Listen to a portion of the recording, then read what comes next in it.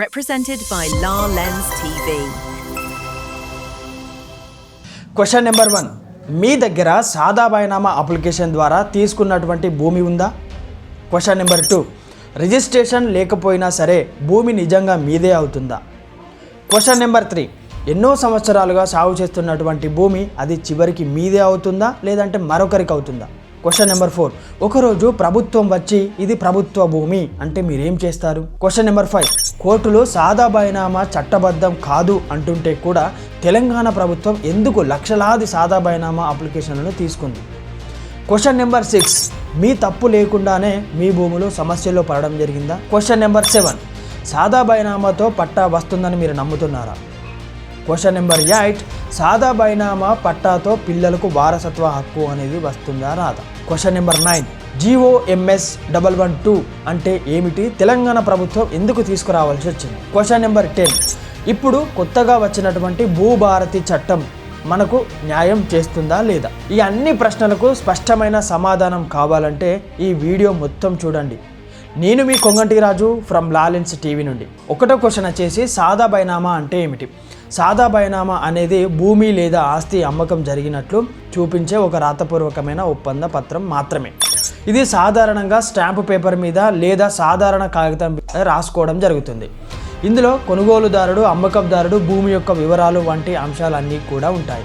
కానీ ఈ document sub registrar కార్యాలయంలో రిజిస్ట్రేషన్ చేయరు. అందువల్ల దీనిని చట్టపరంగా పూర్తి అమ్మకపు పత్రంగా గుర్తించబడదు. Question number 2. రిజిస్ట్రేషన్ లేకపోవడం వల్ల సాదా బైనామా యొక్క పరిస్థితి ఏమిటంటే, సాదా బైనామా అనేది రిజిస్ట్రేషన్ చేయబడని డాక్యుమెంట్ కావడం వల్ల ఇది చట్టపరంగా ఆస్తి హక్కును బదిలీ చేయదు. భారతదేశంలో రిజిస్ట్రేషన్ యాక్ట్ 1908 ప్రకారం స్థిరాస్తి అమ్మకం రిజిస్ట్రేషన్ చేయకుండా చెల్లుబాటు కాదు అని స్పష్టంగా తెలియజేస్తుంది మనకి. అందువల్ల సాదా బైనామా ద్వారా యజమాని మారినట్లు చట్టం అంగీకరించదు. Question number 3. యాజమాన్య హక్కుపై ప్రభావం ఎలా ఉంటుంది సాదా బైనామా విషయంలో అంటే, సాదా బైనామా ఉన్నంత మాత్రాన కొనుగోలుదారునికి భూమిపై పూర్తి యాజమాన్య హక్కు అనేది రాదు. అతని పేరు రెవెన్యూ రికార్డులలో నమోదు చేయలేరు. పట్టాదార్ పాస్బుక్, పహానీ, 1B వంటి రికార్డులలో మార్పులు చేయడానికి రిజిస్టర్ సేల్ డీడ్ తప్పనిసరిగా అవుతుంది. కాబట్టి సాదా బైనామా కేవలం ఒప్పంద స్థాయిలో మాత్రమే ఉంటుంది. Question number 4. కోర్టు దృష్టిలో సాదా బైనామా యొక్క విలువ ఏమిటి అంటే, కోర్టు దృష్టిలో సాదా బైనామా ఒక అమ్మకం ఆధారం కాదు. అయితే కోర్టు దృష్టిలో సాదా బైనామా యొక్క విలువ ఏమిటి అంటే, కోర్టు దృష్టిలో సాదా బైనామా ఒక అమ్మకపు ఆధారం అనేది కాదు, ఒప్పందంగా మాత్రమే పరిగణించబడుతుంది. భూమి అమ్మకపు పూర్తయిందని నిరూపించడానికి ఇది సరిపోదు. కానీ అమ్మకందారుడు ఒప్పందాన్ని ఉల్లంఘిస్తే కొనుగోలుదారుడు స్పెసిఫిక్ పర్ఫార్మెన్స్ కోసం కోర్టును ఆశ్రయించవచ్చు. Question number 5. సాదా బైనామా ఎందుకు ఉపయోగంలోకి రావడం జరిగింది అంటే, గతంలో సాదా బైనామాను స్టాంప్ డ్యూటీ, రిజిస్ట్రేషన్ ఖర్చులు తగ్గించుకోవడం కోసం ఎక్కువగా ఉపయోగించడం జరిగింది. అయితే కొంతమంది భూమిని తాత్కాలికంగా కౌలు పరంగా కానీ ఇంకా వేరే విషయంలో ఇవ్వడానికి లేదా అప్పుకు భద్రతగా కూడా ఈ విధానాన్ని వాడుకునేవారు. అప్పటి చట్టాల ప్రకారం అమలు బలహీనంగా ఉండటం ద్వారా ఈ పద్ధతిని విస్తృతంగా కొనసాగించడం జరిగింది. క్వశ్చన్ నెంబర్ 6 ఏమి చెప్తుందనంటే, సాదా బైనామా వల్ల వచ్చే న్యాయపరమైన ప్రమాదాలు ఏమిటి అంటే, సాదా బైనామా వల్ల వచ్చే న్యాయపరమైన ప్రమాదాలు ఏమిటంటే, సాదా బైనామా ఉన్న భూమిని అమ్మకందారుడు మళ్ళీ ఇంకొకరికి రిజిస్ట్రేషన్ చేసే అవకాశం ఉంటుంది. అలా జరిగితే మొదటి కొనుగోలుదారునికి చట్టపరమైన రక్షణ అనేది ఉండదు. దీనివల్ల దీర్ఘకాలిక కోర్టు కేసులు, ఆర్థిక నష్టం, మానసిక ఒత్తిడి వంటి సమస్యలు పెరుగుతూ వస్తాయి. క్వశ్చన్ నెంబర్ 7 ఏం చెప్తుందంటే, సాదా బైనామా ఉన్నప్పుడు తీసుకోవాల్సినటువంటి జాగ్రత్తలు ఏమిటంటే, సాదా బైనామా ఆధారంగా భూమి కొనుగోలు చేసిన వారు వెంటనే రిజిస్టర్ అండ్ సేల్ డీడ్ చేయించుకోవడం ఉత్తమమైన మార్గం. అయితే అమ్మకందారుడు జీవించి ఉండి సహకరిస్తే తేలిగ్గా పరిష్కారం అవుతుంది సమస్య. అతను సహకరించకపోతే కోర్టులో స్పెసిఫిక్ పర్ఫార్మెన్స్ సూటు దాఖలు చేయవలసి ఉంటుంది. ప్రతి కేసు పరిస్థితిపై ఆధారపడి నిర్ణయం తీసుకోవాల్సి ఉంటుంది. Question number 8. చట్టాల ప్రకారం సాదా బైనామా యొక్క స్థానం ఏమిటంటే, ట్రాన్స్ఫర్ ఆఫ్ ప్రాపర్టీ యాక్ట్ 1882 ప్రకారం స్థిరాస్తి అమ్మకం రిజిస్టర్డ్ డాక్యుమెంట్ ద్వారానే చెల్లుబాటు అవుతుంది. రిజిస్ట్రేషన్ యాక్ట్ 1908 కూడా ఇదే విషయాన్ని స్పష్టం చేస్తుంది. కాబట్టి సాదా బైనామాను చట్టం పూర్తి స్థాయిలో అమ్మకందారుడునిగా గుర్తించదు. Question number 9.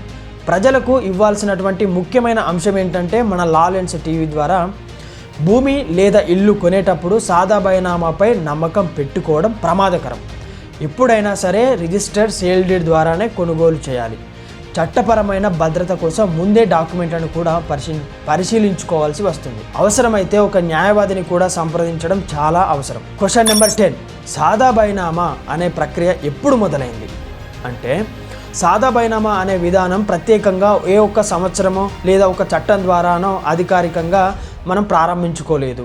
ఇది ఒక భారతదేశంలో ఆధునిక రిజిస్ట్రేషన్ వ్యవస్థ పూర్తిగా కఠినంగా అమలు కాకముందే, అంటే బ్రిటిష్ పాలన కాలంలో చివరి దశలో ఉన్నప్పుడు, స్వతంత్రం తర్వాత ప్రారంభ దశలో సుమారుగా 1940 నుంచి 1970 సంవత్సరం వరకు ప్రాక్టీస్లోకి రావడం జరిగింది. సాదా బైనామా అనేది ఒక అనాధికారికమైన పద్ధతి. అప్పట్లో గ్రామీణ ప్రాంతంలో చట్టపరమైన అవగాహన తక్కువగా ఉండడం వల్ల, రిజిస్ట్రేషన్ కార్యాలయం దూరంగా ఉండడం వల్ల, స్టాంప్ అండ్ డ్యూటీ మరియు రిజిస్ట్రేషన్ ఫీజులు ఎక్కువగా అనిపించడం వల్ల ప్రజలు పరస్పర విశ్వాసంపై రాతపూర్వక ఒప్పందాలతో భూమి యొక్క లావాదేవీలు చేసుకోవడం జరిగింది. క్వశ్చన్ నెంబర్ 11, భారతదేశంలో రిజిస్ట్రేషన్ యాక్ట్ 1908 మరియు ట్రాన్స్ఫర్ ఆఫ్ ప్రాపర్టీ యాక్ట్ 1882 అప్పటికే అమల్లో ఉన్నప్పటికీ కూడా అవి గ్రామీణ ప్రాంతంలో గ్రామీణ స్థాయిలో కఠినంగా అమలు కాకపోవడంతో సాదా బైనామా యొక్క లావాదేవీలు విస్తృతంగా కొనసాగుతూ రావడం జరిగింది. ముఖ్యంగా ఆంధ్రప్రదేశ్ మరియు తెలంగాణ ప్రాంతంలో 1950 నుండి 1980 మధ్య కాలంలో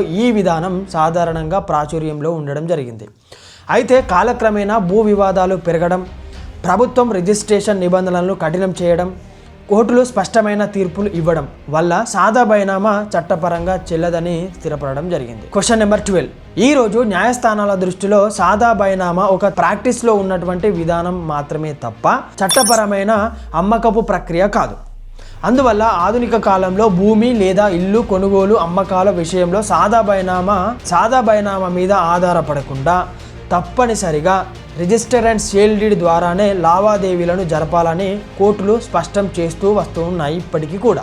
క్వశ్చన్ నెంబర్ 13 ఏం చెప్తుందంటే గత కొన్ని సంవత్సరాల క్రితం తెలంగాణ రాష్ట్ర ప్రభుత్వం విశేషంగా సాదా బైనామా అంటే ఒక తెల్ల కాగితం పేపర్ మీద ల్యాండ్ అగ్రిమెంట్ రాసుకోవడం జరిగింది.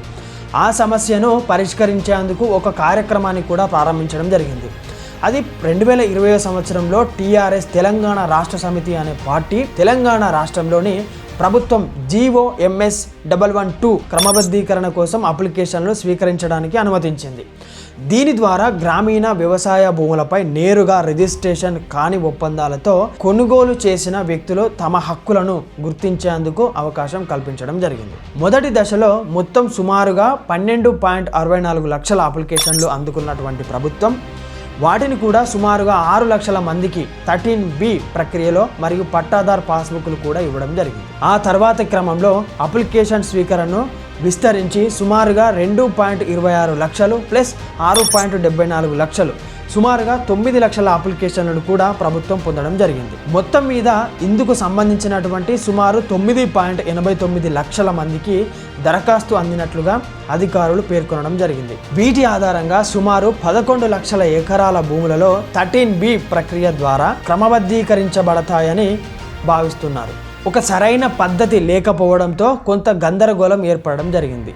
దీనిపై పౌరులు హైకోర్టును ఆశ్రయించడం వల్ల తర్వాత తెలంగాణలో Bhubharati act record of rights in land act 2025 ప్రవేశపెట్టడం ద్వారా హైకోర్టు 2020లో పెట్టినటువంటి స్టే రద్దు చేయడం జరిగింది. క్వశ్చన్ నెంబర్ 14 ఏం చెప్తుందంటే తెలంగాణలో అక్టోబర్ 2020 జారీ చేయబడినటువంటి GOMS 112 తెలంగాణలోని భూమి మరియు పట్టాదార్ పాస్బుక్ల యొక్క హక్కులు 1971 కింద నమోదు చేయని భూములు అమ్మకపు లావాదేవీలను అంటే సాదా బైనామాల యొక్క క్రమబద్ధీకరించడానికి సంబంధించినటువంటి ఇది ఒక రెవెన్యూ చట్టం ముందు సాదా బైనామాల యొక్క కాగితాలపై చేసినటువంటి ఈ ప్రభుత్వ ఉత్తర్వులు గ్రామీణ ప్రాంతాలలో సాదా బైనామా అని పిలువబడే సాధారణ పద్ధతి అయిన అధికారిక రిజిస్ట్రేషన్ లేకపోవడం లావాదేవీల కోసం దరఖాస్తులను ప్రాసెస్ చేయడానికి వీలు కల్పిస్తుంది. చట్టపరంగా సవాళ్లు ఉన్నప్పటికీ కూడా రైతులు కొత్త నిబంధనల ప్రకారం వాటిని యాజమాన్యాన్ని క్రమబద్ధీకరించుకోవడానికి వీలు కల్పిస్తుంది. కానీ కొత్త భూభారతి యాక్ట్లోని సెక్షన్ 6 ఆధారంగా వారి యొక్క రైట్స్ గుర్తించి పట్టాదారు హక్కులను ఇవ్వడానికి శాస్త్రీయ ప్రణాళిక ఉన్నదని ప్రభుత్వం మరియు హైకోర్టు మళ్ళీ స్పష్టంగా సూచించడం జరిగింది. అయితే సాదా బైనామా గురించి మనం మాట్లాడుకున్నప్పుడు ఎన్ని విషయాలు మాట్లాడుకున్నా కూడా చివరికి అది ఒక సందేహం అంటే డౌట్ లాగానే మిగిలిపోతూ ఉంది. సాదా బైనామా యొక్క అప్లికేషన్లపై ఎలాంటి పూర్తి స్థాయి అప్డేట్ ఉన్నా సరే మీకు వెంటనే తెలియజేస్తాను. ఈ వీడియోలో మనం ఇప్పటి వరకు సాదా బైనామా యొక్క ప్రక్రియ ఏమిటి, సాదా బైనామా ద్వారా కోర్టులు ఏం చెప్పాయి, సాదా బైనామా ద్వారా కొనుగోలు చేసుకుంటే ఎలాంటి పద్ధతిలో కొనుగోలు చేసుకోవాలి అన్న విషయాలన్నీ కూడా మనం ఈ వీడియోలో మాట్లాడుకోవడం జరిగింది. అయితే మరో వీడియోతో మళ్ళీ కలుస్తాను. నేను మీ కొంగంటి రాజు ఫ్రమ్ లాలెన్స్ టీవీ నుండి. Thank you.